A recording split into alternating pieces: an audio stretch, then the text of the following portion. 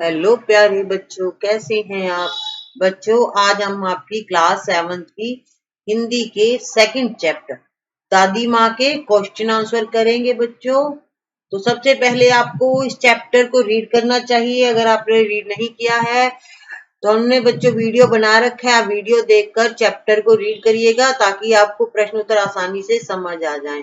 पाठ्य पुस्तक के प्रश्न है बच्चों कहानी से।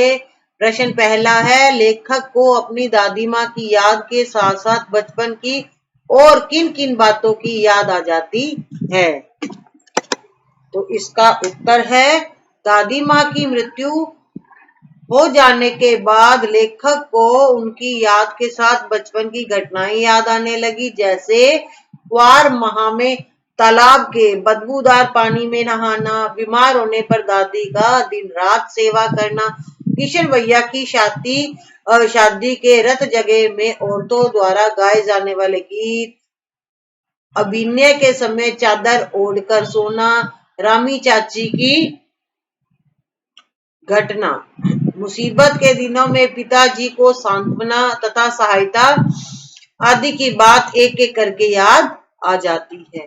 प्रश्न दूसरा है, दादाजी की मृत्यु के पश्चात लेखक के घर की आर्थिक स्थिति खराब क्यों हो गई। तो इसका उत्तर आएगा, दादा की मृत्यु के बाद लेखक के घर की आर्थिक स्थिति इसलिए खराब हो गई थी क्योंकि दादी के मना करने पर भी पिताजी ने उनके श्राद्ध में अत्यधिक धन व्यय कर दिया था, बहुत ज्यादा पैसा लगा दिया था। प्रश्न तीसरा है, दादी माँ के स्वभाव का कौन सा पक्ष आपको सबसे अच्छा लगता है और क्यों। आंसर, दादी माँ के स्वभाव में मुझे उनके द्वारा दूसरों की सहायता करना सबसे अच्छा लगता है। समय असमय पर वे जरूरतमंदों की पैसों से सहायता करती थी, समय पर पैसे वापस ना मिलने पर डांटती भी थी और धनों की बेटी की शादी जैसे कार्य पर कर्ज माफ कर पुनः उसकी सहायता कर देती थी। अब बच्चों प्रश्न है कहानी से आगे का। पहला, आपने इस कहानी में महीनों के नाम पढ़े, जैसे क्वार, आषाढ़, माघ।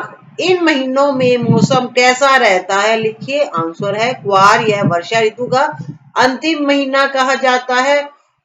इस महीने में अधिकतर आसमान स्वच्छ रहता है। इस महीने में ना अधिक गर्मी और ना अधिक सर्दी होती है। दूसरा महीना बच्चों आषाढ़, जो हमने इस कहानी में पढ़ा था, यह वर्षा ऋतु का पहला महीना होता है। इस माह में भयानक गर्मी पड़ती है, सभी को बेसब्री से वर्षा का इंतजार रहता है। तो बच्चों यहाँ हाँ गायब है तो मैं यहाँ माह लिख देती हूँ। और तीसरा बच्चों माघ, इस माह में कड़ाके की सर्दी पड़ने लगती है, पछुआ हवाएं सर्दी को और बढ़ा देती है, कभी कभी पाला भी पड़ जाता है। प्रश्न दूसरा है, अपने अपने मौसम की अपनी अपनी बातें होती हैं, लेखक के इस कथन के अनुसार यह बताइए कि किस मौसम में कौन कौन सी चीजें विशेष रूप से मिलती हैं। इसका उत्तर आएगा, हमारे यहाँ 6 ऋतुओं में से 3 मौसम मुख्य रूप से माने गए हैं, जो इस प्रकार है। पहला है सर्दी। सर्दी के मौसम में अत्यधिक बहुत ज्यादा ठंड पड़ती है। लोग इस मौसम में गर्म चीजें होती है वो पीते हैं, जैसे चाय, कॉफी इत्यादि। पानी पीना, कॉफी इत्यादि पीना बहुत पसंद करते हैं। इस मौसम में फलों में सेब, अनार, अमरूद, केले, ताजा गुड़, चिवड़ा तथा सब्जियों में पालक, बथुआ, सरसों, मटर, फूल गोभी, बंद गोभी, मूली आदि अधिक मात्रा में मिलते हैं। दूसरा है बच्चों मौसम है जो वो गर्मी का है। इस मौसम में गर्मी अधिक पड़ती है, इसलिए लोग ठंडे पेय, जो ठंडी कोल्ड ड्रिंक वगैरह पीते हैं, ठीक है, ठंडे पेय पदार्थों का अत्यधिक मात्रा में सेवन करते हैं। फलों में संतरे,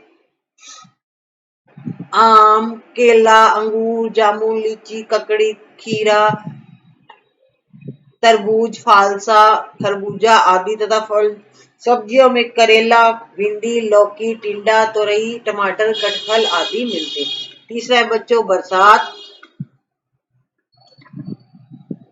इस मौसम में वर्षा अधिक होती है। फलों में आम, आलू बुखारा, अमरूद, केला, नाशपाती आदि तथा सब्जियों में पालक, बैंगन, घिया, करेले, टमाटर, तोरई, टिंडा आदि मिलते हैं। अनुमान और कल्पना का बच्चों पहला प्रश्न है। इस कहानी में कई बार ऋण यानी कर्जा लेने की बात आपने पढ़ी। अनुमान लगाइए किन किन पारिवारिक परिस्थितियों में गांव के लोगों को ऋण लेना पड़ता होगा और यह उन्हें कहाँ मिलता होगा। बड़ों से बातचीत कर इस विषय में लिखिए कि गांव के लोगों को कर्जा क्यों लेना पड़ता था। उत्तर है गांव में लोगों को इन परिस्थितियों में ऋण लेना पड़ता होगा, जैसे परिवार में शादी होने पर कर्जा लेना पड़ता होगा, मृत्यु भोज करने पर कोई मर जाता है तो बच्चों जो भोजन खिलाया जाता है उसे मृत्यु भोज कहते हैं। जब सभी इकट्ठे होते हैं उस दिन सभी को भोजन कराया जाता है। और बच्चों के नामकरण, जब बच्चा पैदा होता है उसका नाम रखते हैं तो लोग बच्चों काफी लोग प्रोग्राम करते हैं, ठीक है, तो इसलिए वो कर्जा लेते होंगे। यज्ञोपवीत आदि उत्सव पर कर्जा लेते होंगे। और चौथा है बैल भैंस आदि पशु खरीदने पर, बीमारी की दशा में और मकान बनवाने या जमीन जायदाद खरीदने पर कर्जा लेते होंगे। गांव वालों को यह ऋण गांव के सेठ, जो गांव का सबसे धनी आदमी होता है, साहूकार या जागीरदार से मिलता होगा। प्रश्न दूसरा है घर पर होने वाले उत्सवों समारोह में बच्चे क्या क्या करते हैं। तो बच्चों आप भी बच्चे हो, आपके घर में कोई प्रोग्राम होता है या कोई त्योहार मनाया जाता है तो आप क्या क्या करते हो, अपने और अपने मित्रों के अनुभवों के आधार पर लिखिए। घर पर होने वाले उत्सवों समारोह में बच्चे नए कपड़े पहनते हैं, वे स्वादिष्ट व्यंजन खाकर आनंदित होते हैं, खुश होते हैं, नाच गान तथा उछल कूद में रुचि रखते हैं, अनेक कामों में वे बड़ों का सहयोग भी करते हैं। भाषा की बात में बच्चों हम करेंगे व्याकरण। नीचे दी गई पंक्तियों पर ध्यान दीजिए। जरा सी कठिनाई पढ़ने अनमना सा हो जाता है, सन से सफेद। देखिए बच्चों यहाँ पर क्या मतलब है कि जरा सी, ये सी आया ना यहाँ पर, अनमना सा और सन से, सी सा से, इन शब्दों का यहाँ पर प्रयोग हुआ है।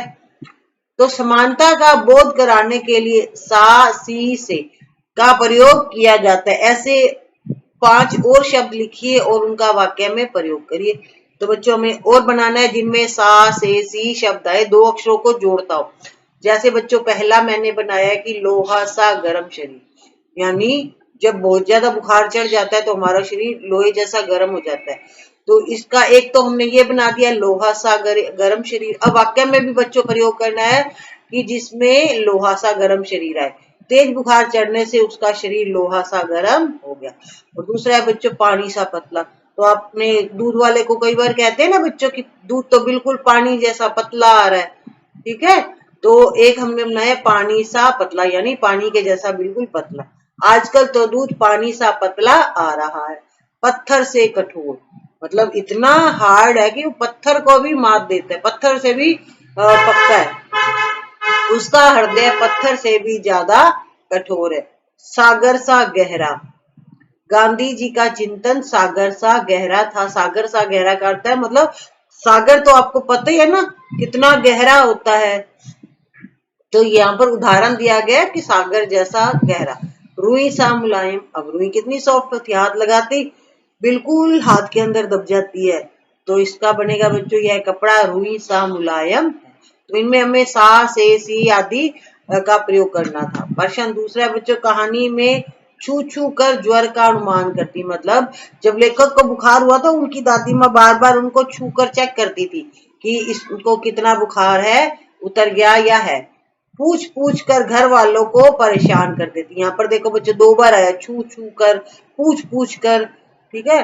जैसे वाक्य आए हैं, किसी क्रिया को जोर देकर कहने के लिए एक से अधिक बार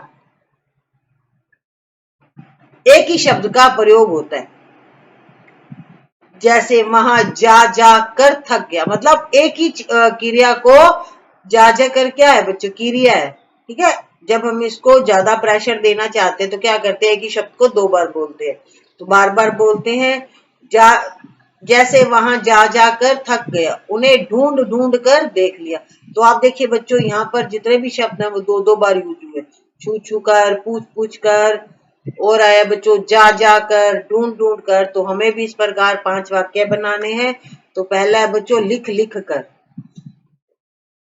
वह लिख लिख कर थक गया। वाक्य भी बनाने हैं और इसे शब्द भी बनाने, ठीक है। लिख लिख कर मतलब बहुत ज्यादा लिखना। रो रो कर, बच्चा बहुत ज्यादा रोता है तो हम कहते हैं ना बच्चे ने तो रो रो कर बुरा हाल कर दिया। बच्चा रो रो कर सो गया। आपके माइंड में कोई आता है वाक्य तो आप वो भी लिख सकते हैं, जरूरी नहीं है कि आपने यही लिखना है। खा खा कर, मुफ्त का भोजन खा खा कर वह मोटा हो गया है। उड़ उड़ कर, चिड़िया उड़ उड़ कर थकने में से घोंसले में बैठ गई। बार बार उड़ने से चिड़िया थक गई और वो घोंसले में जाकर बैठ गई। देख देख कर, वह चित्र को देख देख कर हार गया पर उसे समझ नहीं पाया। तो बच्चों इस तरह से आपका आज का जो सेकंड चैप्टर है उसके क्वेश्चन आंसर कंप्लीट होते हैं। बच्चों हमारा चैप्टर पूरा हो गया है, हमने चैप्टर को रीड भी कर लिया, आज क्वेश्चन आंसर भी कर लिया है। नेक्स्ट वीडियो में बच्चों हम करेंगे थर्ड चैप्टर, रीड करेंगे फिर उसके क्वेश्चन आंसर करेंगे। तब तक आप अपने इस वर्क को कंप्लीट करके लर्न करके रखिए। जब आप स्कूल में जाएंगे तो अपने टीचर जी को सुनाइएगा। वीडियो को लाइक एंड शेयर करिएगा, अपने फ्रेंड्स को भी बताइएगा, हो सकता है उनकी भी हेल्प हो सके। तो बच्चों आपका संस्कृत पंजाबी, अगर आपने संस्कृत ले रखी है पंजाबी ले रखी है तो बच्चों उनके भी वीडियो तैयार है। और चैनल को भी सब्सक्राइब करिएगा अगर आपने नहीं कर रखा है तो। Thank you, have a nice day.